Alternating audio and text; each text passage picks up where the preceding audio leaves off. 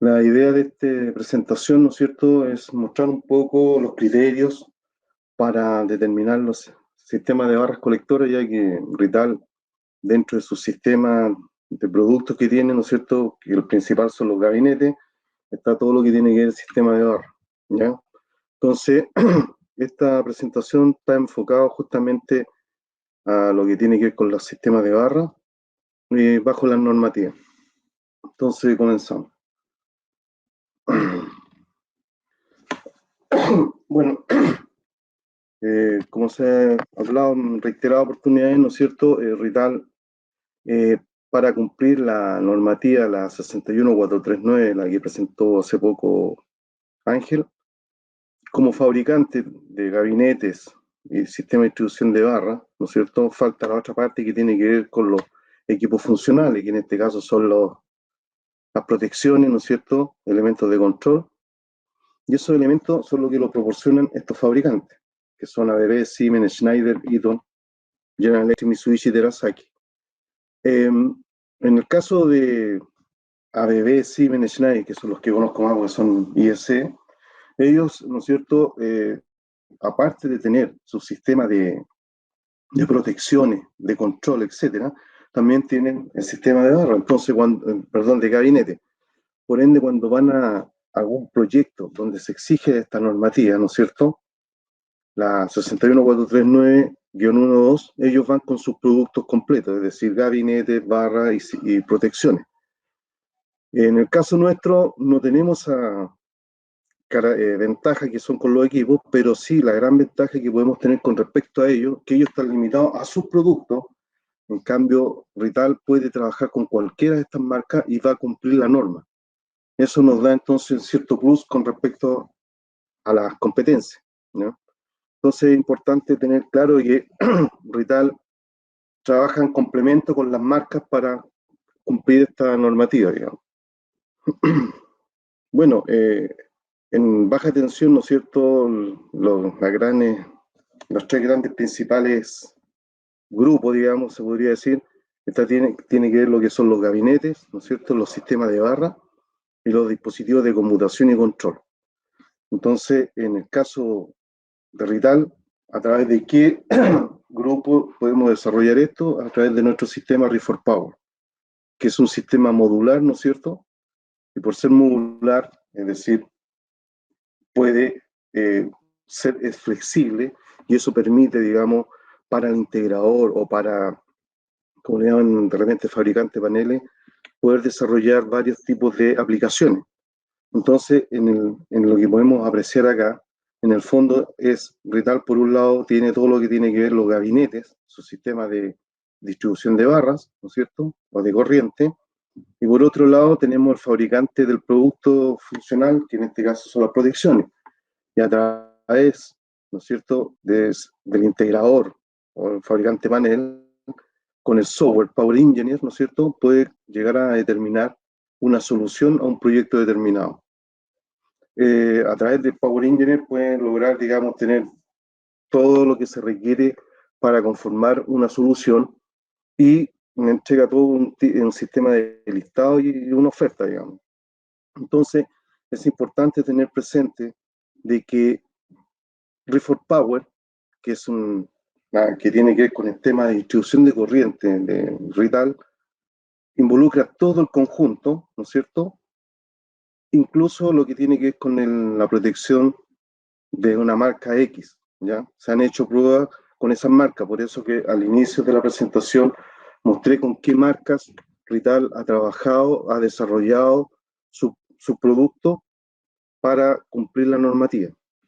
Bueno, aquí podemos ver, ¿no es cierto?, esto a través del Power Engineer, los diferentes módulos o secciones modulares que tiene Rital para desarrollar las aplicaciones que se requieren en algún momento. Tenemos, por ejemplo, el módulo de sección de corte en aire, o sea, exclusivo para lo que es interruptores en corte en aire, que se usan generalmente, ¿no es cierto? Todos los interruptores en corte en aire son los interruptores alimentadores de una planta, o sea, después del transformador viene el CDC y en esto están estos equipos por las características técnicas que tienen, ¿no es cierto? Las capacidades de cortocircuito y de ruptura eh, ante cualquier eventualidad de falla, digamos.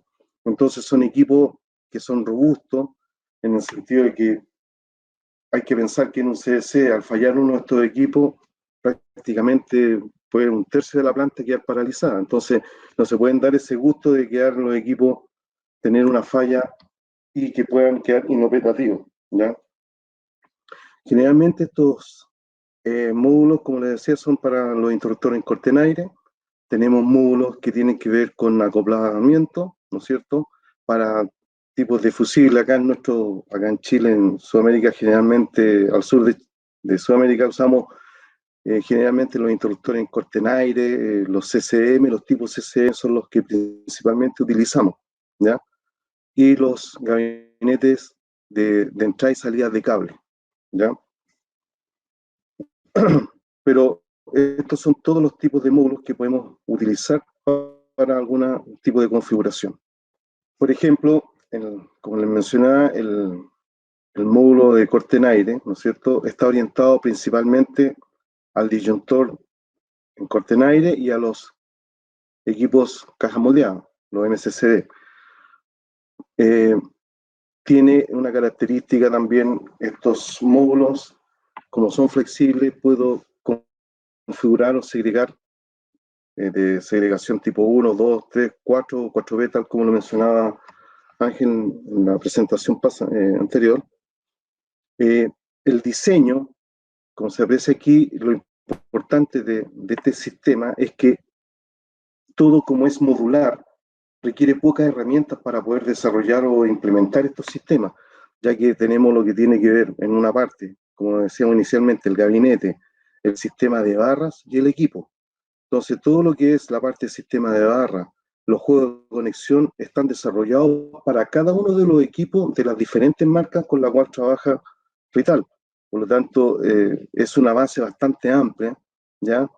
Y generalmente nosotros, por ejemplo, acá, cuando ofrecemos estos tipos de solución, que son para CS, eh, traer estos equipos, este juego de conexión, lo podemos traer de Alemania, ¿no es cierto? Llegar a instalarnos, tienen un costo adicional elevado. Entonces, generalmente nosotros ofrecemos el juego de las barras y todo lo que tiene que ver con el diseño, le entregamos la información a través del software, que lo vamos a ver después un poco más en la otra presentación que tiene que ver con el Power Engineer.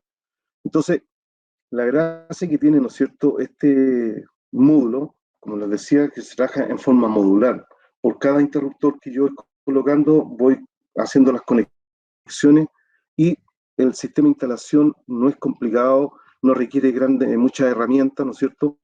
Y lo otro que es importante, en la barra principal no se perfora, porque la idea es que sea lo más eficiente posible la barra, porque en la medida que yo perforo, le estoy quitando cobre y lo estoy haciendo menos eficiente. Aquí podemos ver un poco el desglose de por ejemplo, este equipo, de una sección interruptor en corte en aire, ¿no es cierto? Tenemos para este sistema, el sistema de barras Maxi PLS y Flat PLS, que podemos llegar hasta 5.500 amperes bajo ciertas condiciones, ¿ya? Por un lado, ¿no es cierto?, tenemos lo que tiene que ver el gabinete, como se aprecia acá, con el sistema de barra principal. Después tenemos a continuación lo que son los módulos laterales, ¿no es cierto?, que van para hacer los compartimentos, ¿ya? Después tenemos la acometida o salida hacia la carga, donde utilizamos barras Maxi PLS de tipo escalera, que ya vienen definidos, ¿ya? Después tenemos el montaje del interruptor con su chasis y perfiles para montar. Luego tenemos lo que es la separación de los compartimentos, como se aprecia aquí, las separaciones una con respecto a la otra, en los juegos de conexión, ¿no es cierto? Como lo había mencionado anteriormente. Y por último tenemos lo que son las puertas parciales para cerrar el gabinete. Entonces ahí tenemos, por ejemplo, un tipo de segregación. Otro ejemplo que tenemos son los módulos de acoplamiento, ¿no es cierto? Este módulo, en realidad, la función, como lo dice, es acoplar dos barras cuando tenemos dos fuentes independientes y en caso de alguna eventualidad de una falla de uno de los fuentes, entramos con el acoplador para que podamos seguir alimentando la otra parte de la barra. En este caso se utiliza la misma envolvente, ¿no es cierto? Con las mismas características que el interruptor de la sección en corte en aire, ¿no es cierto? No se requiere un envolvente adicional, pero sí para hacer la extensión, la elevación de la barra de un módulo adicional, que en este caso es de 200 milímetros de ancho, y se pueden prolongar, este módulo se puede colocar tanto a la izquierda como a la derecha. Como les mencioné anteriormente, tenemos la prolongación de las barras, ¿no es cierto? Se pueden utilizar tanto al lado izquierdo como al lado derecho. Para, al utilizar las Maxi PLS como extensión, podemos utilizarlo en un módulo de 200 milímetros y para los sistemas Flat PLS en un módulo de 300-400. Ya la Flat PLS en el fondo tiene que ver todo el sistema de barras, soporte y barras, pero las barras son las rectangulares, las que usamos el día a día, digamos, barras de 100 por 10, 80 por 10. En cambio, las barras Maxi PLS son barras que son cuadradas, ¿no es cierto? Y en cada una de sus caras tienen un calado donde se colocan los accesorios para la fijación de los conductores a través de terminales. Por el otro tipo de módulo que utilizamos comúnmente es el módulo de salida, ¿no es cierto? Que son los tipos CCM, con un compartimento mínimo de 150 milímetros, ¿no es cierto? Y la característica que tiene este, que generalmente la distribución de la barra vertical puede ir por delante de la placa de montaje parcial o por detrás de la placa parcial, ¿ya?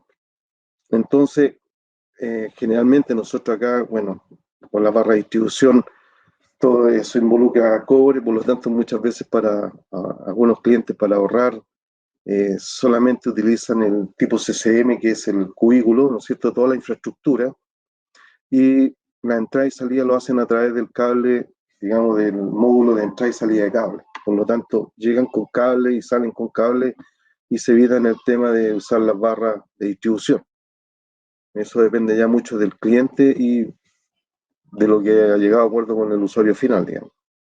Cuando yo estoy hablando de módulo de salida con la barra de distribución de forma vertical, como se aprecia acá en el dibujo, de una vista de arriba, tenemos la barra principal, la barra de distribución vertical, ¿no es cierto? La placa de montaje y delante tenemos el interruptor. Entonces la unión la hacemos a través de sistemas. Este sistema de barra de distribución es un sistema de barra Reline, o sea, Reline también es parte del sistema Reef4Power. Por lo tanto, aquí lo que usamos nosotros es un adaptador de conexión, ¿no es cierto? Y a través del adaptador salimos con cable hacia el interruptor o con barra, ¿ya? Eso es cuando nosotros queremos utilizar la barra de distribución por detrás de la placa de montaje. Si la barra de distribución la usamos delante de la placa de montaje, ¿no es cierto? Aquí tenemos la placa de montaje, entonces el sistema que utilizamos es en las barras tipo Reline, ¿no es cierto? Pero ahora usamos un adaptador de aparellaje, es decir, un elemento, un componente que permite conectar sobre él un interruptor de las marcas que hemos mencionado anteriormente, ¿ya? Y de ahí podemos salir con los cables a través del módulo de entrada y salida de cable, ¿ya? Bueno, ahí podemos apreciar, ¿no es cierto? Por un lado, cuando se trabaja con la barra de distribución por detrás de la placa de montaje, por lo tanto aquí tenemos una escotadura para permitir el paso del cable y conectar al interruptor, o en este otro caso cuando estamos con la barra de distribución por delante de la placa de montaje donde tenemos el adaptador de conexión. En este sistema de módulo CCM, tipo CCM, ¿no es cierto? La barra principal también podemos llegar a 5500 amperes, pero la barra de distribución vertical estamos limitados hasta 1600. Entonces, como en el mismo caso que vimos en el módulo de sección de corte en aire, tenemos la infraestructura, ¿no es cierto? El envolvente con la barra principal. Después tenemos los módulos de paneles laterales, ¿no es cierto? Para separar los compartimentos a los lados. Después tenemos el sistema de distribución de barra vertical, ¿no es cierto? Que llegamos hasta 1600. Luego tenemos los divisores funcional, ¿no es cierto?, para hacer los compartimentos, ¿ya? Que son los que están mostrados aquí. Posteriormente tenemos lo que tiene que ver con las placas de montaje parciales, donde van instalados interruptores, guardamotores, contactores, dependiendo de lo que estoy controlando. Y por último tenemos las puertas parciales para el cierre del frente del gabinete, ¿ya? Y todo esto, como les mencioné anteriormente, es modular. Se va haciendo por módulos. Bueno, ahora, viendo un poco lo que es la normativa, siempre se habla de las temperaturas, ¿no es cierto? En la norma, en la 61439, específicamente en la guión 1, se habla de los límites de calentamiento, ¿ya?, que tienen los componentes. En el caso nuestro, como RITAL, ¿no es cierto?, tenemos lo que corresponde al sistema de barra, ¿no es cierto? Y el sistema de barra está limitado a una temperatura máxima de 105 grados Kelvin. Ahora quiero hacer una acotación. Aquí en la normativa se menciona grados Kelvin y muchas veces pues se habla de grados Celsius. Cuando yo estoy hablando solamente de incremento de temperatura, ya hablo de grados Kelvin, que eso lo especifica la norma. Pero cuando yo hablo de temperatura absoluta, estoy hablando de grados Celsius. Y en la temperatura absoluta tiene que venir como referencia la temperatura ambiente más el incremento de temperatura de los componentes. En el caso nuestro, de RITAL, ¿no es cierto?, que estamos viendo los temas de sistemas de barra, cuando yo digo que tenemos hasta 105 grados Kelvin, y eventualmente yo tengo una temperatura ambiente de 35, que es por norma máximo 35 grados, por lo tanto, eso significa que si yo quiero llegar a 105, me faltan 70 grados de incremento. El incremento serían 70, más los 35 llego a los 105. Vuelvo a reiterar, los 105 que mencionan acá, cuando dicen Kelvin, es porque no toman la temperatura ambiente como referencia, sino que se habla, es como si yo tuviera una barra y le aplico corriente para llegar a esta temperatura sin importar la temperatura ambiente. Pero cuando yo quiero definir la temperatura ambiente, defino la temperatura ambiente, esto yo entonces lo tengo que tomar como grados Celsius, ¿ya?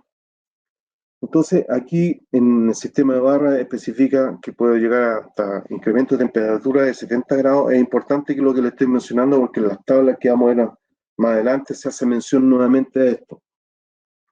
También tenemos algunos componentes que tienen otro tipo de grado de incremento de temperatura. La corriente, otro concepto, la corriente nominal de un circuito la establece el fabricante del conjunto, o sea, el fabricante original, ¿no es cierto?, teniendo en cuenta las capacidades nominales de los dispositivos, su disposición y aplicación, y también de otras variables, ¿no es cierto?, como tiene que ver las barras, colector, ambiente, aplicación y cargas conectadas.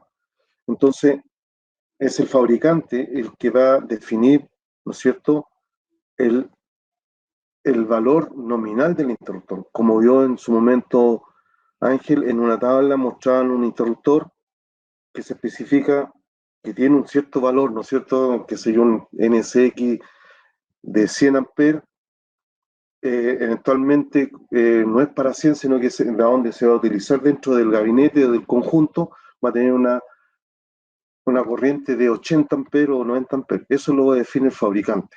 Por eso hay unas tablas donde también se mencionan esas características. Por ejemplo, aquí en el caso de las barras colectoras, aquí vemos dos tipos de barras. Una barra tradicional, que son las rectangulares, ¿no es cierto?, que las encontramos en el mercado fácilmente, digamos. Y por otro lado tenemos la barra PLS, que es una barra especial diseñada por Rital. Entonces, obviamente, bueno, tenemos el RO de la barra, ¿no es cierto?, para ambos casos la misma, 0,017 ohm por milímetro cuadrado por metro. La sección de esta barra, la de 30 por 10, son 300 milímetros cuadrados, y la PLS 800, la barra especial diseñada de Rital, también tiene 300 milímetros cuadrados. Aquí tenemos el área 1, ¿no es cierto?, que son 20 por 4, 80 milímetros cuadrados.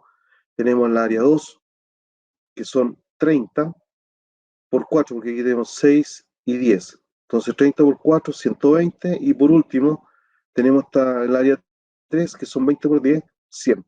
Hacemos 300 milímetros cuadrados. Por lo tanto, en superficie son la misma, son equivalentes. La diferencia radica en el perímetro. El perímetro de esta barra son 80, pero el perímetro del PLS 800 son 150, es decir, un 87% más que la barra anterior. En un caso, un ejemplo, ¿no es cierto? Si hacemos circular una corriente de 800 amperes por esta barra, al igual por esta otra, el incremento de temperatura que va a tener esta barra va a ser de 50 grados Kelvin y el incremento de esta otra barra son 40. Entonces, claramente podemos decir que podemos, a través de este tipo de barra, obtener mejores, ¿no es cierto?, beneficios que la barra tradicional. Esa es una característica de este equipo de barra, sistema de barra. Bueno, cuando estamos hablando del ambiente, es lo que yo le recalcaba anteriormente. Si yo estoy considerando la temperatura ambiente que va a estar inmerso en la barra, ¿no es cierto? Entonces yo tengo que considerar el incremento en grados Celsius. Si yo, en este caso, como vemos acá, tenemos 35 grados Celsius de temperatura ambiente y la barra tiene 65, quiere decir que el valor de corriente que está pasando por esta barra ha generado un incremento de 30 grados, por lo tanto, tengo los 65 grados. Ahora, estas barras, ¿no es cierto?, tenemos que tener claro que el sistema de barra, en el caso nuestro, la vamos a utilizar dentro de gabinetes con un grado de protección más alto que tenemos nosotros para el desarrollo de esto, IP54, con ventilación pasiva, o sea, sin usar ventilación en los gabinetes IP2X, y podemos usar con ventilación activa, ¿no es cierto?, y refrigeración. Entonces, después más adelante vamos a ir viendo cómo la barra, dependiendo de donde yo la estoy instalando, es el valor que yo puedo obtener y las temperaturas que se generan, digamos. El caso que estamos viendo aquí, una tabla típica que la podemos encontrar en los catálogos. Siempre las tablas, generalmente las tablas que se mencionan los valores de corriente, están en base a la temperatura ambiente de 35 grados y una temperatura en la barra de 65 grados. Generalmente van a encontrar esa condición, o sea, el valor de corriente que estoy mencionando acá, de 30 por 10, está enfocado, ¿no es cierto?, a que la barra tiene, para obtener ese valor de corriente, su temperatura en la barra van a ser 573 amperes, teniendo una temperatura ambiente de 35 grados. ¿Ya? Eso también es aplicable para las barras PLS 800, la que mostré anteriormente, ¿no es cierto?, que tiene, en este caso, esta tiene 573 amperes, la PLS 800 para 35 grados ambiente y 65 en la barra son 684 amperes. Como les mencioné anteriormente, la tabla tiene esas características, pero yo eventualmente puedo, ¿no es cierto?, modificar o requerir otros tipos de temperatura. A lo mejor la temperatura ambiente no es 35, puede ser 30 grados, 20 grados, 45 grados. O la temperatura en la barra puede ser mayor o menor. Entonces, para poder saber los valores de corriente en función de las temperaturas, utilizamos lo que es el factor de corrección. Y este factor de corrección involucra tres parámetros aquí. Por un lado, en el eje X tiene que ver con el sistema de barra, de la temperatura en la barra. Por este otro lado tiene que ver con la temperatura ambiente, y en el lado izquierdo tiene que ver el factor K2. ¿Ya? Entonces, como les decía anteriormente, las tablas, generalmente las tablas, cuando no vienen, solamente se especifica la barra con su corriente, está hablando generalmente que la temperatura ambiente es 35 y la barra son 65. Si tomamos el ejemplo de la barra 30 por 10, en 35, como lo vimos anteriormente, ¿no es cierto?, aquí son 573 amperes. Entonces, tenemos 573 amperes y la temperatura en la barra son 65. Por lo tanto, busco 65, busco la curva de 35 que es la temperatura ambiente, y obtengo el factor, en este caso 1, por lo tanto son 573 amperes. Pero ¿qué pasa si yo tengo ahora, quiero la misma temperatura en la barra, de 65 grados Celsius, pero la temperatura ambiente son 25? Voy nuevamente a la gráfica, 65, ahora intersecto con la curva de 25 y tengo aproximadamente un factor 1.17. Por lo tanto, multiplico la corriente y me da 670 amperes. Entonces, podemos ver aquí, ¿no es cierto?, que dependiendo del tipo de la temperatura que necesitemos, es el valor de corriente que podemos obtener de la barra específica que estamos analizando. Esto mismo lo podemos analizar para las barras PLS 800, que tienen unas pequeñas diferencias en cuanto a las medidas, pero el concepto es el mismo, digamos. Aquí vamos a ver un ejemplo donde la corriente que se requiere son 420 amperes. La temperatura que me están haciendo mención, temperatura ambiente en el interior de 45 grados Celsius, y la temperatura permitida en la barra van a ser 65 grados Celsius. Entonces, y se requiere, ¿no es cierto?, el cliente busca un sistema 60 milímetros. Para ese caso, en 60 milímetros usamos los Reline 60, porque la separación entre barras, entre sus ejes de barra, son 60 milímetros. Entonces, ¿qué sistema de barras podemos utilizar? Si utilizamos el sistema de las barras planas, ¿no es cierto?, tenemos, de acuerdo a la tabla, aquí sacamos un extracto. Para la barra de 20 por 10 tenemos 427 amperes, que estaríamos cumpliendo, ¿no es cierto?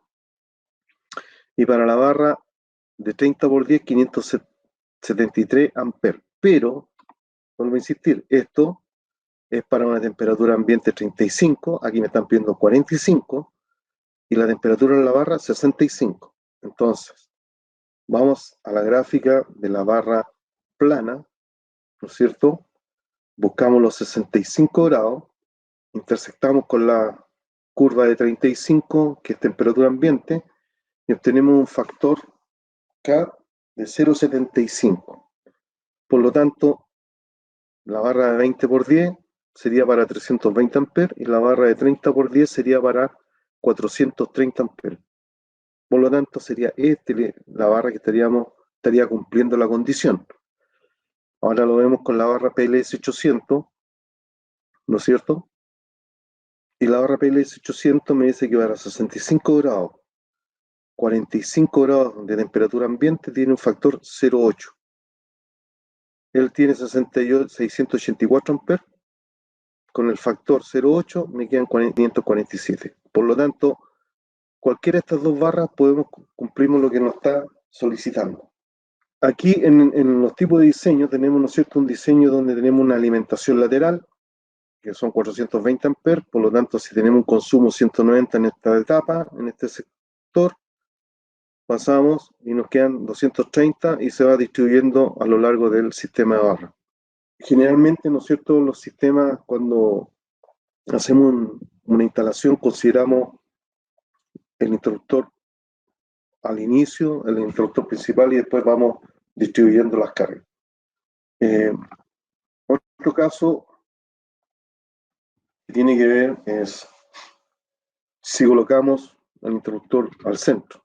Entonces podemos distribuir 420 amperes, 181 amperes hacia un lado y 239 hacia el otro, haciendo la sumatoria 420 amperes. Y distribuimos las cargas en el mismo, no uniforme, digamos, pero hacemos como Kirchhoff, ¿no?, una separación aquí de corriente. Esto tiene que, digamos, esa ventaja también está definida dentro de las normativas de la norma, ¿no es cierto?, en la 61439-1, donde establecen para un conjunto considerando una temperatura ahora ambiente de 55 grados Celsius y una temperatura en la barra de 70. Si este valor lo llevamos a la gráfica, ¿no es cierto?, del factor de corrección, obtenemos que el factor de corrección es 0,65 y nos permite tener 372 amperes. O sea que eventualmente con el sistema, el diseño que teníamos anteriormente, podríamos obtener ese valor de corriente, sacar acá en este tipo de alimentación. Bueno, aquí lo que se muestra un poco en este extracto, el resumen, digamos, de las columnas que tiene que ver los comportamientos que tienen las barras, ¿no es cierto?, para diferentes temperaturas en la barra, considerando la temperatura ambiente de 35 grados, que es la que exige como la norma, digamos, como máximo, la temperatura ambiente 35. Otro concepto que es importante resaltar acá tiene que ver con las corrientes nominal del conjunto, ¿no es cierto? Es como se aprecia aquí en este dibujo, la corriente nominal asignada va a ser la corriente, digamos, que puede soportar la protección, ¿no es cierto? O en este caso la corriente que va por la barra. Eh, Aquí dice, ¿no es cierto?, describe la corriente total que puede distribuir un equipo de maniobra y de control, limitado por la barra principal o el circuito de entrada. O sea, son las dos cosas que se puede limitar, que sean el interruptor de entrada, ¿no es cierto?, o la barra principal. Después tenemos la corriente nominal de un circuito, ¿no es cierto?, el INC, que son las corrientes de cada uno de los módulos, ¿ya? Y es una corriente que puede ser transportada por un circuito dentro de un equipo de maniobra de control sin sobrecalentamiento y solamente este circuito está cargado. Es decir, el valor que va a tener este equipo, ¿no es cierto?, como les mencioné anteriormente, que puede ser un interruptor de 100 amperes, pero que realmente, de acuerdo a lo que dice el fabricante, puede ser utilizado a 80 por todo lo que implica las corrientes, el calentamiento y los equipos adyacentes que están en esta misma columna, digamos. Para eso también entonces existe lo que es el factor de diversidad, ¿no es cierto?, que tiene que ver, en el fondo, la simultaneidad de equipos que pueden entrar en funcionamiento. Eso permite, digamos, poder tener ver si estamos dentro de lo que corresponde o no, digamos. Entonces, en este caso, la norma, ¿no es cierto?, habla de un RDF, generalmente esta información sacada de la norma, de un 0,8, ¿ya? Porque si miramos este ejemplo que tenemos aquí, podemos apreciar de que el interruptor principal es de 1600 amperes, pero tenemos interruptores de 800, 400, de 200, si sumamos su corriente de nominal que dice el interruptor, tenemos fácilmente más de 3000 amperes, cosa que en la realidad no va a ocurrir, digamos, ¿ya?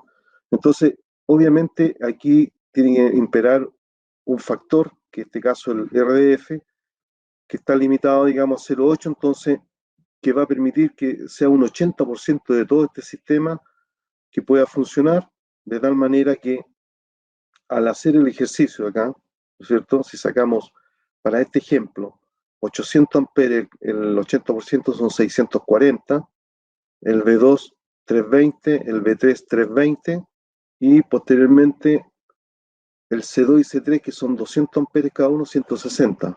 Y hacemos la sumatoria, llegamos a los 1600, que es lo que me permite el interruptor de entrada, ¿ya? En este caso estamos limitados por el consumo de la capacidad que tiene el interruptor de entrada, ¿ya? No porque probablemente a lo mejor la barra no puede ser para mayor amperaje, ¿no? Como se aprecia en el slide, digamos, tenemos esta tabla, ¿no es cierto?, muestra de cierta manera lo que yo les comentaba inicialmente. Todas las tablas que hemos visto antes mostraba solamente la barra, ¿cierto?, la sección de la barra y el amperaje. En esta tabla que estamos viendo, que son información tenida a través del catálogo de Refor Power, tenemos por un lado el sistema de barra, ¿no es cierto?, de 2 hasta 4 barras por fase. Tenemos las columnas. En el caso de la DIN 43671, involucra que es al aire, y considera un delta T 30K, o sea, un incremento de temperatura de 30 grados solamente, ¿ya? Y en el caso, cuando estamos bajo la normativa, ¿no es cierto? La 61439 que involucra gabinetes, barras y equipo funcional, entonces tenemos que remitirnos a este sector. Y aquí tenemos, ¿no es cierto?, un gabinete IP2X, ¿no es cierto?, con ventilación forzada, con un delta T de 30K hasta un delta T de 70K. Recuerden al inicio cuando estábamos viendo los límites de temperatura, que salía que las barras eran hasta 70K. ¿Y esto por qué? Porque está en base a la temperatura ambiente que eventualmente quieren utilizar, que es como llegar hasta 35 grados Celsius. Si sumamos los 70K, llegamos a 105, que es lo que permite la norma, digamos. También tenemos acá, para cada una de estas condiciones o aplicaciones, ¿no es cierto?, IP2X con ventilación, IP2X sin ventilación, IP43, IP54 con ventilación y sin ventilación, tenemos diferentes tipos de corriente. ¿No es cierto? Como lo que se está mostrando acá, por el ejemplo, 2 barras de 100 por 10, en IP2X con un delta T 30 tenemos 3240 y un delta T 70 tenemos 4840 amperes.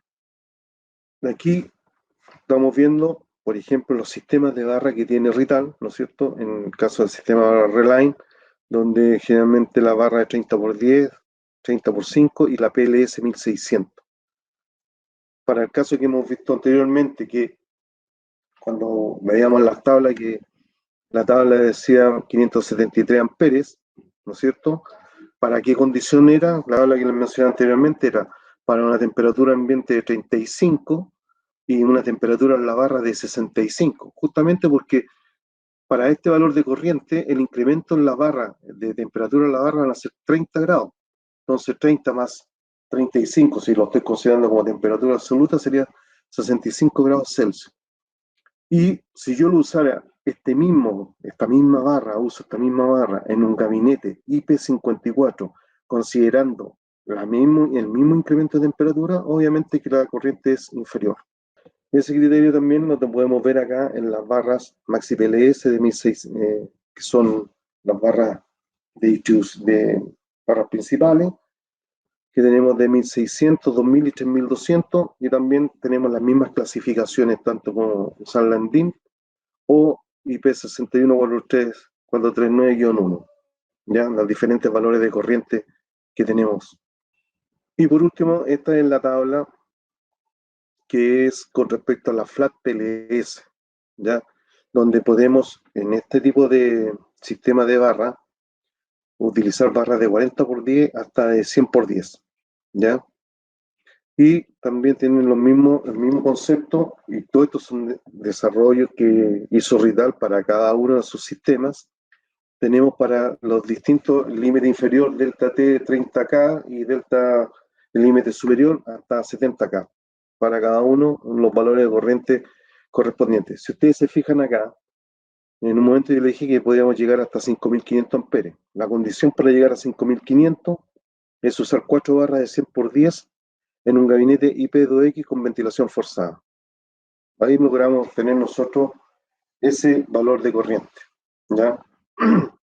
Bueno, en el ejemplo que estábamos viendo anteriormente, el ejemplo que queremos ver es, tenemos un sistema de barra flat PLS 100, ¿no es cierto?, de 4 por 100 por 10, 4 barras por 100 por 10 por cada fase, una temperatura ambiente 35. La corriente nominal de esta barra, en un IP2X, ¿no es cierto?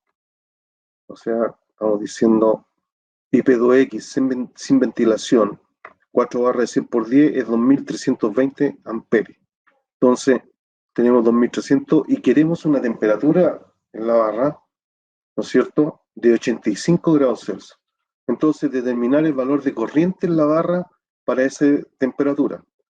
Nos vamos al diagrama de factor de corrección, buscamos los 35 grados Celsius, 85, intersectamos con esta curva y después tenemos el factor, 1.31. Multiplicamos el valor de la corriente con incremento 30 grados y obtenemos 3039 amperes. Entonces, esa es la forma, digamos, de obtener a través de estas tablas los valores que están en el intermedio para diferentes temperaturas, cómo obtener el valor de corriente. Y se obtiene, como les mencionaba yo, a través de él. También tenemos, ¿no es cierto?, en estos mismos, los diseños acá de estas tablas que estamos viendo acá. Como dice aquí, Ritar ha creado una documentación de Refor Power con la intensidad asignada para los disyuntores teniendo en cuenta el grado de protección y la ventilación. Entonces, si ustedes se percatan acá, ¿no es cierto?, pueden ver que en el ejemplo que está aquí, bueno, el NS800 con ventilación forzada o sin ventilación es para 800 amperes, ¿ya? Y a su vez también entrega otra información, ¿no es cierto?, este catálogo técnico, en la cual les indica el tipo de conductor que pueden utilizar o el tipo de barra a la cual pueden utilizar y el valor de cortocircuito con la cual se puede llegar, digamos, ¿ya? Y a qué distancia. ¿Ya? Eso es lo que me indican estas tablas. Entonces, eh, encuentro una información bastante completa en, en estas tablas que te indica todo lo necesario del equipo que tú estás instalando. ¿Ya?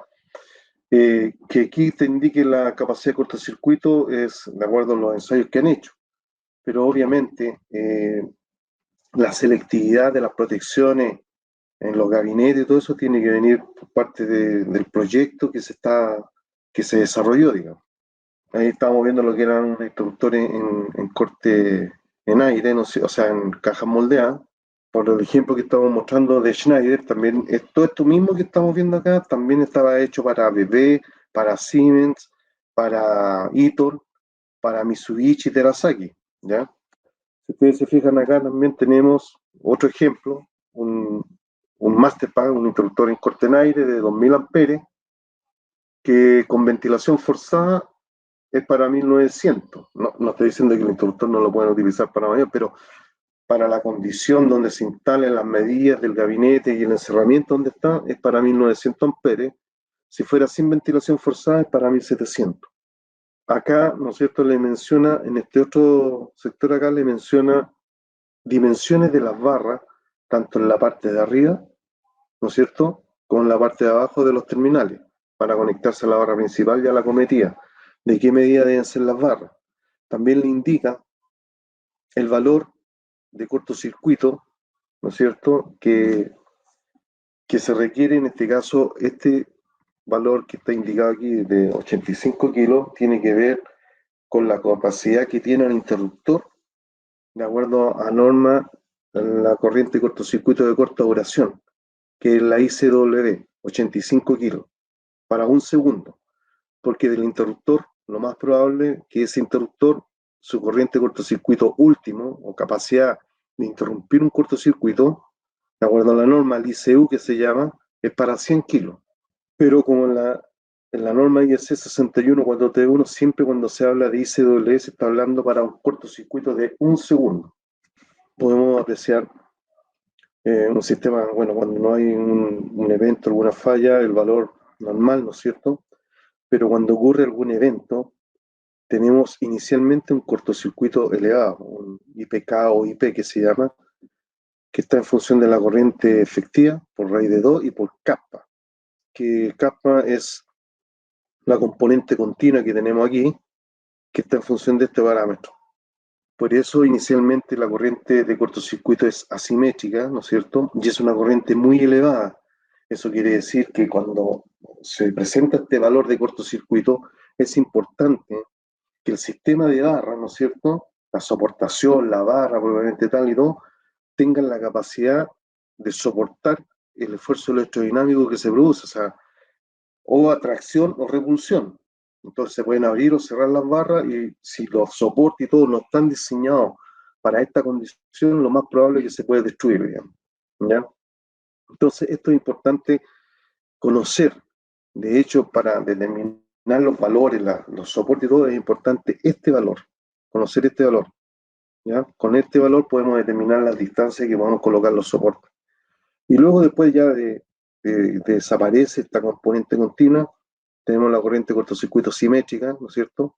Que viene a ser en este caso la ICW, por ejemplo, que es la de corta duración, que en este punto, en esta etapa, no es tanto, o sea, también hay esfuerzo electrodinámico, pero los esfuerzos mayores son acá. Acá tiene que ver un poco más el estrés térmico, es decir, esas corrientes heleadas generan grandes temperaturas y digamos, los soportes y todo el tema se pueden derretir por el valor de la temperatura que se genera en las barras, digamos. Como vimos anteriormente, hablamos de la corriente inicial de cortocircuito, el IPK, y la corriente de cortocircuito simétrica. Y entre ellos existe una relación, que es el factor N, que en su momento lo tocó un poco Ángel, ¿no es cierto? Y esta relación N está involucrado, como aprecian acá, las constantes raíz de 2 por kappa, que era la fórmula, ¿no es cierto?, donde tenemos una expresión logarítmica aquí, este valor, por ese valor, esos dos componentes forman lo que se llama N. Entonces, ese valor N, de acuerdo a la norma, la 61439-1, tabla 7, define los valores. Entonces, si la corriente de cortocircuito efectiva, o RMS, o ICW, que le llamamos nosotros, es menor o igual a 5, el factor N es 1,5. Si la corriente de cortocircuito está entre 5, mayor a 5 y menor o igual a 10, es 1,7. Si la corriente está entre mayor a 10 y menor o igual a 20, es 2. Si la corriente es mayor a 20 y menor o igual a 50, es 2,1. Y si es mayor a 50, es 2,2. ¿Ya? Entonces aquí nosotros de aquí obtenemos la relación de este factor, o digamos factor N. Como les comentaba anteriormente, las flechas muestran la dirección de las corrientes en el momento que comienza el cortocircuito, ¿no es cierto? Y la corriente entra en el cálculo de la fuerza en forma cuadrática, ¿no es cierto? Eso quiere decir entonces que las fuerzas van a ser cuadráticas, ¿ya? Y como son corrientes, alrededor de las barras se generan campos magnéticos, y estos campos pueden producir atracción o repulsión, ¿ya? Entonces, en el ejemplo que vemos aquí, en este instante se produce el cortocircuito. Por lo tanto, hay dos corrientes que van en el mismo sentido y hay otra que van en sentido contrario. Entonces, las corrientes que van en el mismo sentido se producen atracción de las barras y las que van en sentido contrario, repulsión. Piensen ustedes, como les decía yo inicialmente, cuando tenemos un cortocircuito muy elevado, si estos elementos, estos soportes, las barras, no son adecuados para esas condiciones, lo más probable es que se va a destruir todo el sistema de barras. Bueno, aquí se menciona lo que yo les decía anteriormente, la fuerza entre las barras colectoras se calcula en una fórmula simplificada de la siguiente manera: es proporcional, digamos, ¿no es cierto?, a la corriente al cuadrado por la distancia entre los soportes y por la distancia entre los centros de la barra. En nuestros catálogos técnicos, como lo que está mostrando aquí, se aprecia principalmente estas tablas, o gráficas, perdón, están enfocadas con los temas de los soportes y de la barra. Entonces, en el caso aquí estamos considerando un distanciamiento entre barras de 60 milímetros y los soportes que se están usando son los que se mencionan ahí, esas son las referencias. Ahora, tenemos distintas curvas y esas curvas van a depender, ¿no es cierto?, de las dimensiones de las barras. Por ejemplo, la curva A corresponde para la barra de 30 por 10, la curva B corresponde para la barra 20 por 10, la C a 25 por 5 y la D 15 por 5. Y aquí se han hecho ensayos, ¿ya?, de las barras. En el ejemplo que muestran aquí, por ejemplo, la barra de 30 por 10 dice que el cortocircuito simétrico es de 37,6 kA para un segundo. O sea, esta falla, para soportar un segundo este valor de cortocircuito simétrico, ¿ya? Y para saber, y aquí, bueno, hacen el resumen inmediatamente que la distancia que deben estar los soportes son 250 milímetros. Eventualmente, yo si quisiera saber cómo detectar, digamos, la distancia de los soportes, lo vamos a ver un poquito más adelante, como lo que estamos viendo aquí. Diferentes, como les decía anteriormente, diferentes curvas dependiendo de la sección transversal de las barras usadas. El ejemplo que vamos a ver es una barra 20 por 10, ¿no es cierto? Entonces me dice que si voy a utilizar la barra 20x10, la curva que debo considerar es la B. El sistema que estamos utilizando acá es un sistema Reline, ¿no es cierto?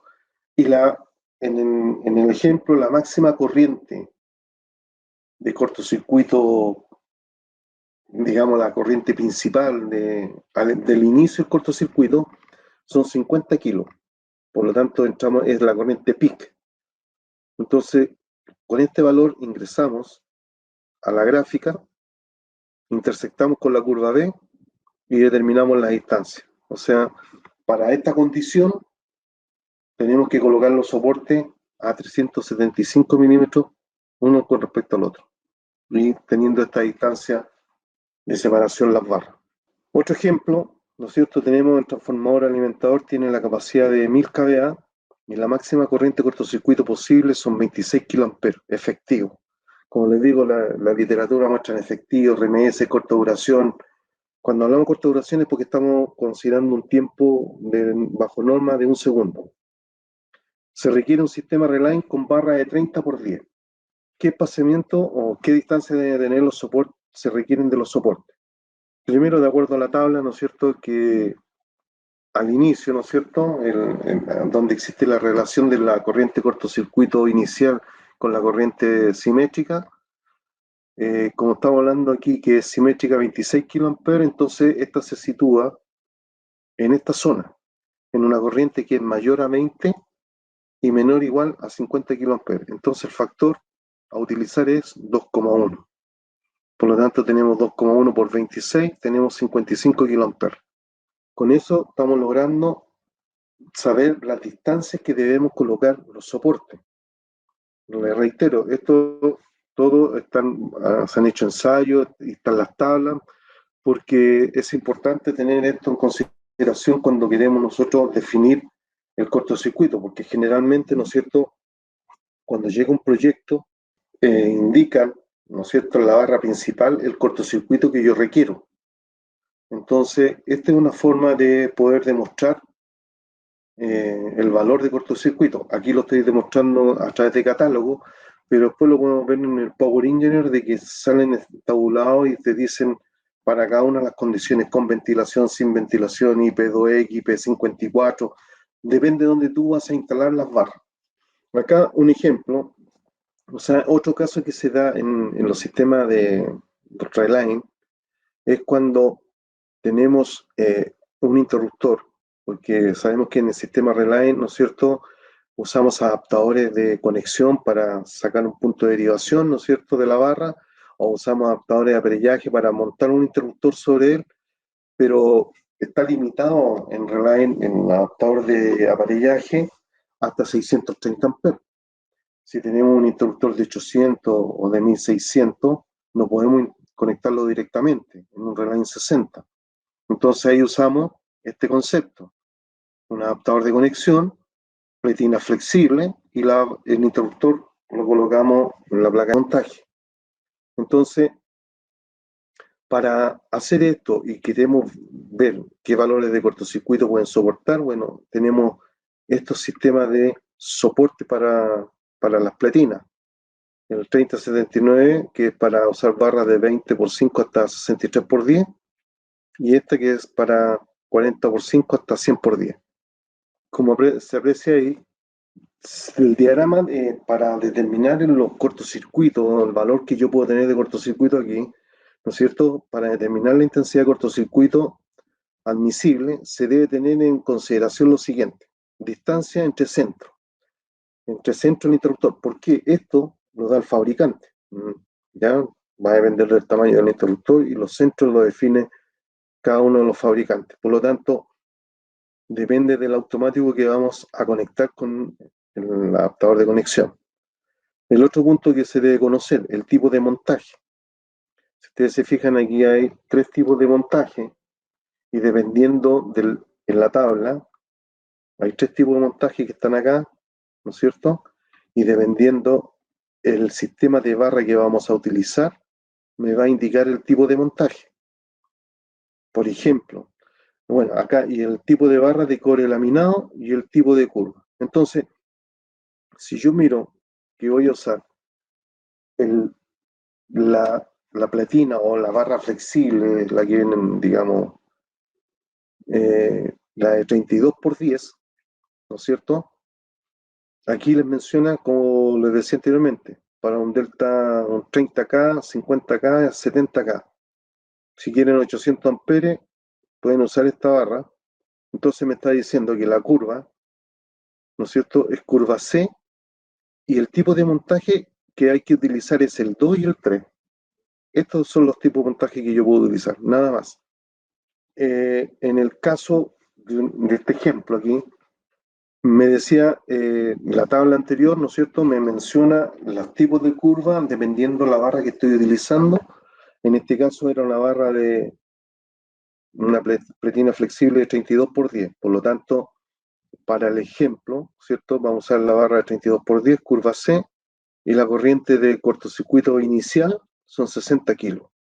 Entonces proyecto con la curva C y me da un factor, un valor de 3,6. Ahora, este valor de 3,6 en el fondo es X, es este valor. Por lo tanto, por un lado tengo la distancia de apoyo y por otro lado tengo la distancia entre centros, que hay una tabla. En esa tabla, si vamos a la curva C, tenemos en la distancia de soporte que tiene que estar entre 200 y 400 y la separación entre de los terminales del interruptor entre 51 y 85. Entonces, yo obtuve 3,6, ¿no es cierto? Entonces, ese es el valor de 3,6. Y sabemos este valor, o sea, conocemos este parámetro de aquí que está situado en este intervalo, 65, que es este punto, el A. Por lo tanto, despejo para saber el L y multiplico 65 por 3,6, me da 234 milímetros. Es decir, que estos soportes los debo colocar a esa distancia de 234 milímetros para tener un valor de cortocircuito inicial de 60 kilos. Si yo quisiera saber el valor de cortocircuito simétrico, lo más probable es que debo dividir esos 60 kilos, ¿no es cierto? Debería dividirlo, estoy haciendo acá el cálculo porque no lo coloqué ahí, 60 dividido por 2,1, 28 kiloamperes simétrico. ¿Por qué lo hice por 2,1? Porque si lo hago por 2,2 supuestamente me va a dar menos. Y se supone que el factor 2,2 es sobre 50 kilos. Por lo tanto, 2,1 es 28, está entre 20 y 50. Por lo tanto, el cortocircuito simétrico, ¿no es cierto?, que tendría aquí sería de 28 kilos. En el caso de lo que hemos visto fue con el sistema Reline, si lo vemos en un sistema de flat PLS, ¿ya? Es decir, este sistema de barra que estamos viendo aquí, donde tenemos este perfil, aquí están los soportes. Esos soportes, cada soporte soportan, valga la redundancia, 4 barras de 100x10 si estamos usando la flat PLS 100, o si usamos la flat PLS 60, la máxima barra que podemos instalar es de 60. Entonces, aquí tienen los soportes, ¿ya? Como se ven acá. Y aquí están los ensayos que se realizaron, o sea, algunas partes de los ensayos, por eso le digo, si yo quiero para otros valores, tengo que determinarlo a través de las curvas. Si ustedes se fijan acá, por ejemplo, para una barra de 4 por 100 por 10, 81,6 kA por un segundo, este es el ICW, es la curva B. Y la distancia que deben estar los soportes son de 450 milímetros. Entonces, si yo voy aquí, 81,6, ¿no es cierto? De acuerdo a la relación que estuvimos viendo anteriormente, N por ICW. Sería entonces como E81 en mayor a 50, el factor es 2,2, me da aproximadamente 180 kilos. Entonces los 180 intersecto acá con la curva B y me da 450 milímetros de distancia. ¿Por qué la curva B? De acuerdo a los ensayos que se han hecho aquí, es la curva B porque considera la barra, el sistema de barra, aparte de considerar los soportes que hay en un extremo, en cada extremo del gabinete, considera las garras, estas que van acá. Esa garra, aquí está un soporte, ahí va a montar la garra. Entonces, estas garras se colocan aproximadamente a 300 milímetros de distancia. Obviamente, si en ese punto que yo debo instalar la garra tengo un punto de derivación, bueno, no tengo que colocarla, digamos. Pero por eso es curva D. Entonces, cuando nosotros decimos, si queremos un cortocircuito de 100 kilos, acá lo estamos viendo, tenemos que irnos a la curva C. Y la curva C, ¿qué es lo que incluye? Incluye el soporte para sostener los soportes de las barras, incluye en la curva C la garra y además a los soportes se le coloca una barra estabilizadora. Con esas condiciones podemos nosotros obtener el valor de cortocircuito de 100 kilos. ¿Ya? Entonces, por eso es que hay tres tipos de curvas. Y lo vamos a ver después en el Power Engineer. ¿Por qué tenemos tres curvas? La curva A solamente involucra los soportes. La curva B, aparte de los soportes, incluye la garra. Y la curva C incluye soporte, la garra y la barra estabilizadora. Evidentemente, cuando tengo que usar la barra estabilizadora, el soporte, si bien es cierto, son muy similares, otra referencia que viene a ser esta, porque está diseñado para colocar esta barra estabilizadora. Las pruebas de cortocircuito son pruebas destructivas, ¿ya? Los valores documentados en la literatura que entrega Rital, ¿no es cierto?, están por debajo del punto de ruptura.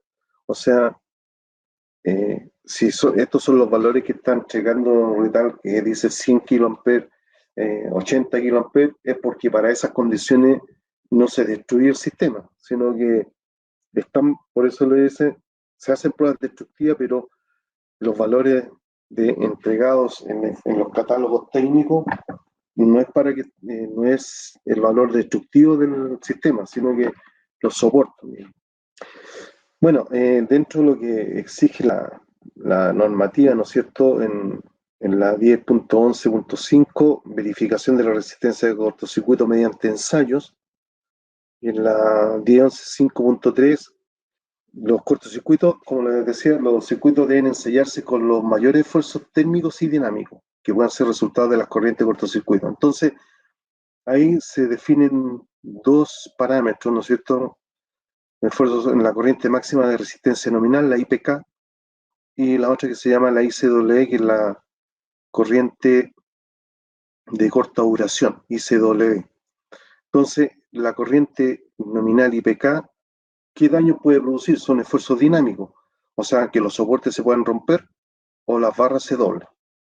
Por eso yo le decía yo que el cortocircuito inicial es tan elevado que esos son los tipos de daños que se pueden provocar. En cambio, en la corriente nominal soportada de corta duración, que por norma es un segundo, son más bien esfuerzos térmicos, o sea, se producen enormes calentamientos en las barras y los soportes se pueden derretir, ¿ya? Y si ustedes se fijan, bueno, esto está muy enfocado cuando generalmente los tableros principales, acá nosotros lo llamamos los centros de distribución de carga, los CDC, si ustedes se fijan, generalmente esa barra, digamos, los soportes en el interruptor, si lo ven ustedes en la placa frontal del interruptor, salen varios tipos de valores de cortocircuito que especifica el fabricante. Una habla del ICU, que es la corriente de cortocircuito último, es decir, la capacidad que tiene un interruptor de abrir sin dañarse. Después tienen otro que es el ICS, que es la corriente de cortocircuito de servicio, que es la corriente, por norma, cuando ocurre un evento, que tú puedes hacer 2 ciclos o 3 ciclos de maniobra y el interruptor lo puede soportar, que es un porcentaje del ICU. Y por último, los interruptores en corte en aire, el ICW, que tiene que ver con la corriente de cortocircuito de corta duración, o sea, hay un tiempo. Estos equipos, los interruptores en corte en aire tienen 0, 5, 1, 2 y 3 segundos. Bueno, dentro también de lo que especifica la norma, no se requiere una verificación de la resistencia de cortocircuito, o sea, hacer ensayo cuando el conjunto, la corriente de corta duración no excede los 10 kA efectivos. ¿Ya? Ahí no se requiere. O cuando tenemos un dispositivo limitador de corriente que tenga una corriente de corte que no exceda los 17 kilos. ¿Ya? Y para los circuitos auxiliares, de conjunto, ¿no es cierto?, destinado a conectarse a transformadores de potencia para estas condiciones. Una potencia aparente de menos de 10 kVA para una tensión secundaria mayor o igual a 110 y de 1,6 kVA para una tensión menor a 110 volts. Para esas condiciones no se requiere hacer ensayos de cortocircuito. Bueno, recién en el slide anterior se mostraba que decía, por un lado, aquí, los conjuntos protegidos por dispositivos limitadores de corriente que tengan una corriente corta y que no exceda los 17 kilos. Ese es un concepto que tienen los fabricantes de interruptores, ¿no es cierto?, que es un interruptores limitadores. Como se muestra aquí en este diagrama, la idea es que una corriente de cortocircuito presunta como esa, de ese valor, pueda ser reducido a este valor, limitado. Y eso conlleva, digamos, una desventaja para todo índole. O sea, primero, yo puedo, al tener este tipo de equipo, que sea limitador, me permite colocar interruptores aquí agua abajo de menor capacidad de ruptura y no van a sufrir daño. Si no tuviera ese equipo, me va a obligar a colocar todos los interruptores del mismo valor, de la misma capacidad de ruptura al cortocircuito que me indican acá, y eso significa más plata, más dinero, ¿ya? Entonces, tener un limitador ayuda mucho, ¿ya? Entonces, la gracia del limitador, ¿no es cierto?, es reducir enormemente el valor de corriente. ¿Y cómo lo logra, no es cierto? Eso se logra a través de cuando se produce el inicio del arco, la apertura, ¿no es cierto? Debe ser lo más rápidamente posible, y aquí en este punto P es cuando ya se produce en ese punto la tensión de arco se iguala con la de la fuente, ¿ya? Y en ese punto es cuando se va a empezar a producir el quiebre de la onda, o sea, es decir, empieza a decrecer y realmente se logra, digamos, llegar a este valor en un tiempo menos del medio ciclo, cuando la tensión de arco es superior a la de la fuente. Y eso, ¿cómo lo logran, digamos? Con alargamiento, fraccionamiento y enfriamiento del arco, o sea, con los sistemas de apagado de arco que generan cada uno de los fabricantes en sus protecciones, ¿ya? Y el crecimiento, ¿cómo lo logra hacer esto más rápido? Bueno, cada fabricante también lo desarrolla. Schneider tiene un sistema corto retroactivo, digamos que para corrientes muy elevadas se genera rápidamente el giro de los polos por la inercia, digamos, y por las fuerzas electrodinámicas que se producen. Entonces, cada fabricante tiene desarrollado este sistema de una u otra manera. ¿Qué logro con esto yo? Por ejemplo, en la figura 1, si yo tengo un cortocircuito de 150 kilos y es un interruptor que no es limitador, lo más probable es que la corriente de cortocircuito inicial que debe soportar son 330 kiloamperes, pico, ¿ya? Máxima. Pero si yo ahora coloco un interruptor limitador, por ejemplo, en este caso un NSX 250L, que para 150 kA efectivo, como es limitador, me reduce la corriente inicial a 30 kA. Como comprenderán, se dan cuenta lo que yo puedo lograr limitar al colocar un interruptor de estas características en un sistema dentro de los componentes de un gabinete. Eso es considerado, digamos.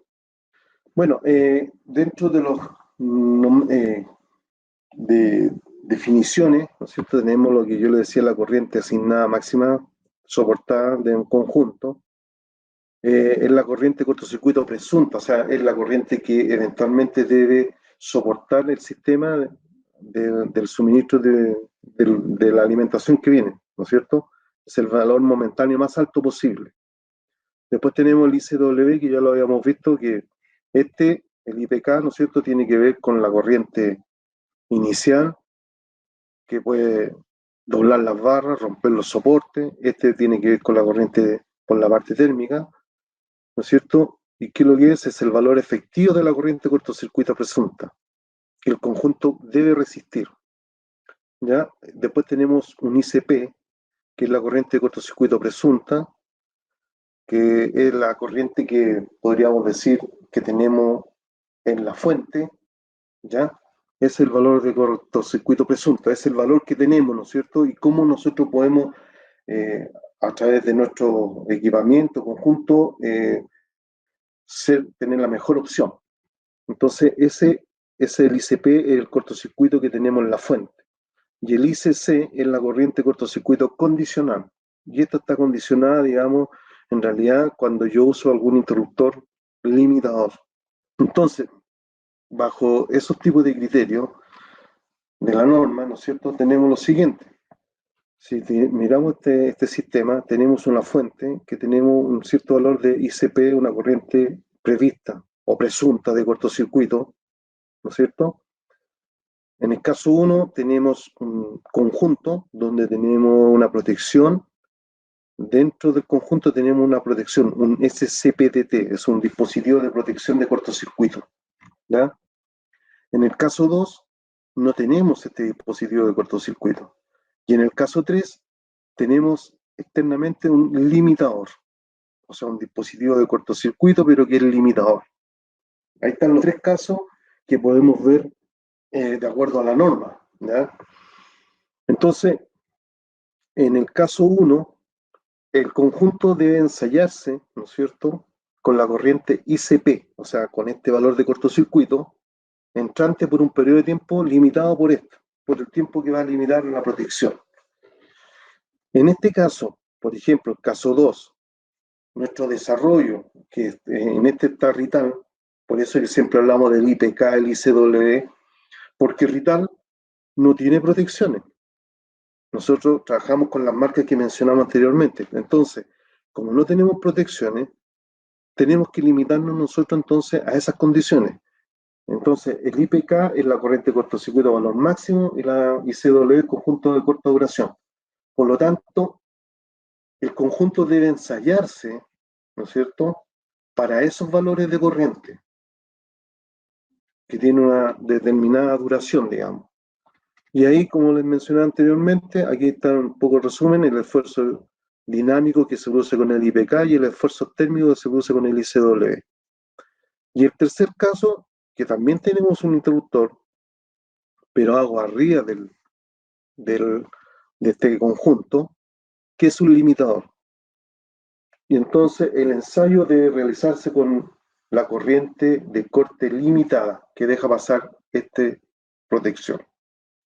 Bueno, aquí en el ejemplo, ¿no es cierto?, tenemos el usuario y el fabricante, no tenemos considerado el interruptor, el caso 1, que habíamos visto, que es el interruptor dentro, porque estamos viendo las dos situaciones extremas, o sea, si no tenemos un limitador, nuestra corriente que debe soportar nuestro conjunto debe ser con respecto a este valor, y el ICW con respecto al ICP efectivo, digamos. En cambio, cuando tenemos el limitador, vamos a tener este valor de corriente que se genera desde la fuente, lo vamos a limitar, ¿no es cierto? Si es un valor, lo podemos limitar, y ese valor que se limita, obviamente nos va a permitir colocar soporte a menores distancias. Entonces, es importante algunas veces tener en consideración esto, por lo que yo les decía, generalmente una que limita, ¿no es cierto?, reduce enormemente los cortocircuitos. Segundo, que me abarata el costo del gabinete por usar unas protecciones de menor capacidad de ruptura que si tuviera que usarlo en este de acá. Pero eso ya tiene que ver con el tipo de protección que yo quiero utilizar, digamos. Bueno, aquí ahora ya hemos visto cómo, digamos, interfieren las temperaturas en las barras, ¿no es cierto?, los cortocircuitos para el conjunto. Ahora vamos a hacer un pequeño ejemplo acá. Vamos a considerar un diagrama unilineal donde vamos a determinar, ¿no es cierto?, aquí en este diagrama me está indicando que el interruptor principal es de 3200 amperes, la barra es para 4000 amperes, ¿no es cierto?, y el cortocircuito que tenemos en la barra son 75 kilos. Este mismo diagrama lo vamos a ver después en el Power Engineer, cómo desarrollarlo. Aquí les voy a mostrar el diagrama y a lo que hemos llegado con el Power Engineer. Aquí tenemos una vista interna. Esto es lo que me entrega el Power Engineer cuando, de acuerdo al diagrama que vimos unilineal anteriormente. Una vista interior, ¿no es cierto?, el interruptor de 3002, donde la cometida viene por abajo, tenemos la barra principal, después tenemos un interruptor de 2000 amperes y aquí un interruptor tipo CCM donde van cada uno de los interruptores en un compartimiento y por otro lado tenemos un módulo de entrada y salida de cable. Esto es lo que después lo vamos a desarrollar en el Power Engineering. Bueno, primero queremos determinar, ¿no es cierto?, el valor de corriente de las barras. Entonces, ¿cuáles son los criterios? ¿Ya? Para la selección del sistema de barra principal, ¿qué debemos tener? La intensidad asignada en la instalación, la corriente IPK, ¿no es cierto? Como les dije yo anteriormente, tenemos que evaluar esa condición porque nosotros no vemos las protecciones, no somos dueños de las protecciones, la ICW, que es la corriente asignada de corta duración, y el grado de protección del gabinete. O sea, estos 4 factores son los que debemos tener presentes, ¿ya? El ejemplo que vamos a considerar, vamos a utilizar las barras flap del S100, es decir, para colocar las barras más grandes, que en este caso soportan los soportes, valga la redundancia, de 100 por 10, que tienen los siguientes datos. La corriente que se requiere en 4000 amperes, ¿no es cierto? El gabinete va a ser IP54, la corriente de cortocircuito son 75 kilos y la corriente inicial de cortocircuito son 165 kiloamperes. Vamos a la tabla, ¿no es cierto?, donde tenemos los datos en cuanto esta tabla, la que proporciona, los datos que proporciona esta tabla, tiene que ver dónde va a ser instalada las barras, en qué tipo de grado de protección los gabinetes, si va a ser con ventilación forzada, sin ventilación forzada, y la temperatura que genera el incremento de temperatura. En este caso, vamos a usar una barra de 3 por 100 por 10. En IP54 con ventilación forzada tenemos 3320 amperes. Entonces, si tenemos 3320 amperes, el valor de 3320 amperes según la norma IEC 61439 está definida para una temperatura de 35 grados ambiente. Aquí estamos hablando de temperatura absoluta. Entonces, como estamos hablando de temperatura absoluta, ya al considerar la temperatura ambiente, estos 30 grados de incremento son grados Celsius ahora. Entonces, y un incremento de temperatura en la barra de 30 grados por sobre la temperatura ambiente. Es decir, que la barra está sometida entonces a 65 grados Celsius. Con el factor de corrección, nosotros podemos determinar, ¿no es cierto? En este caso estoy poniendo 2 consideraciones, ¿ya? La primera consideración, estamos tomando como referencia los 35 grados de temperatura. La primera consideración, datos conocidos. Sé que son 4000 amperes, pero desconozco la temperatura que va a tener la barra. El otro dato que conozco son 3320 amperes a 65 grados Celsius. Estos 30 más la temperatura ambiente son 65, tengo 3320. ¿Ya? Ese es el primer caso. Entonces, tengo que la corriente IX, o sea, aquí puse X en el sentido de que la temperatura, no sé qué temperatura voy a tener, va a ser igual a la corriente de 65 grados por el factor de corrección. Lo que sí sé, no sé la temperatura, pero sé la corriente, 4000 amperes, eso es lo que yo quiero. Tengo los 3320, por lo tanto el factor de corrección es 1.2. Tomo 1.2, lo intercepto con 35 grados, tengo 75 grados aproximadamente. O sea, para esa corriente, la temperatura que va a generar, el incremento de temperatura que va a tener la barra van a ser 75 grados. Eso quiere decir, perdón, que van a ser, el incremento, perdón, no van a ser 75, van a ser 40 grados. Porque tengo 35 más los 40 incrementos, hago 75. El caso número 2, ¿qué datos conozco? No conozco la corriente en la barra, pero sí quiero decir la temperatura que quiero de la barra. Y tengo el otro dato, nuevamente, con un incremento de 30 grados, ¿no es cierto? La temperatura es 65. Entonces, corriente para 80 grados Celsius va a ser igual a la corriente en 65 grados por el factor de corrección. Entonces, con la temperatura que yo requiero, entro con 80 grados, intersecto la curva de 35 y me da un factor de 1.25. Lo multiplico y me da 4150 amperes. O sea, para 80 grados, esa es la corriente que yo voy a tener. ¿Ya? Entonces ahí definimos la corriente en la barra. Luego, ¿no es cierto?, tengo que determinar el cortocircuito. Entonces, determinar la distancia de los soportes para una corriente de cortocircuito simétrica de 75, se debe obtener la corriente máxima de cortocircuito, porque con ese valor nosotros siempre tenemos que ingresar, con el valor IPK. Vuelvo a resaltar, IPK y CW lo usamos nosotros porque en nuestro desarrollo nosotros no tenemos las protecciones, porque si nosotros fuéramos fabricantes de protección, a lo mejor estaríamos considerando interruptores limitadores, entonces iríamos tal y tal condición. En este caso, nosotros tenemos que irnos a las condiciones más severas, como si no tuviéramos una protección. Entonces, el IPK es igual a N por ICW. Son 75 kilos, es mayor a 50. Por lo tanto, tengo 2,2 por 75. Me da una corriente de cortocircuito asimétrico o cortocircuito inicial de 165. Me voy a la curva A y me dice que lo tengo, que va, ¿no es cierto?, a 450 milímetros cada soporte.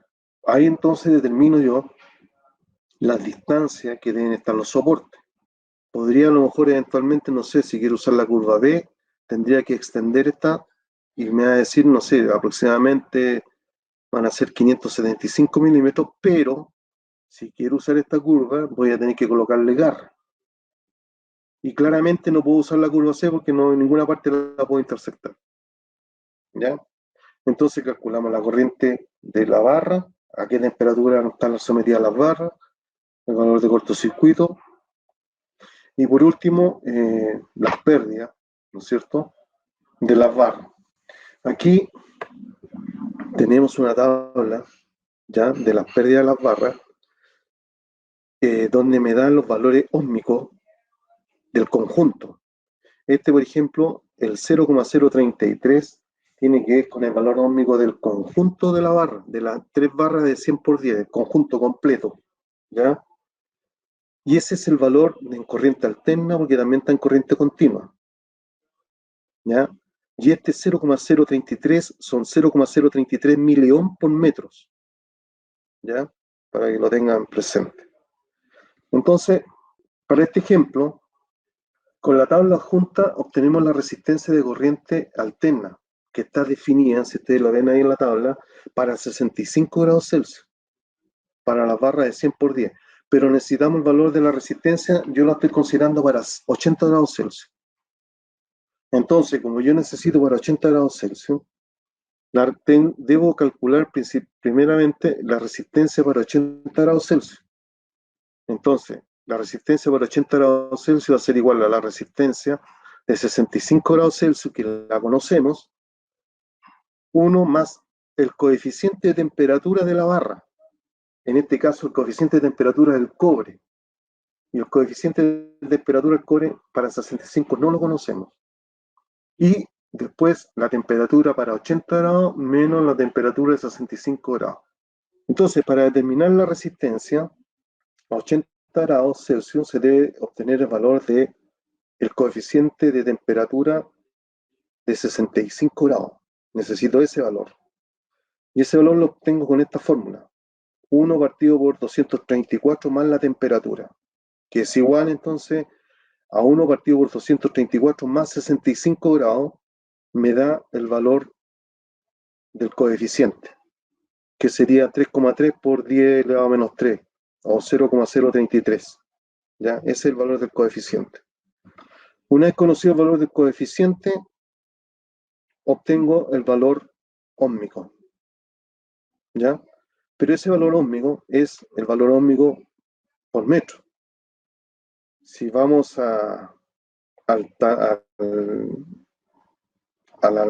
diagrama lineal del tablero, son 2,4 metros. Entonces, esos 2,4 lo multiplico por el valor que tenemos, ¿no es cierto? Y me da ese valor.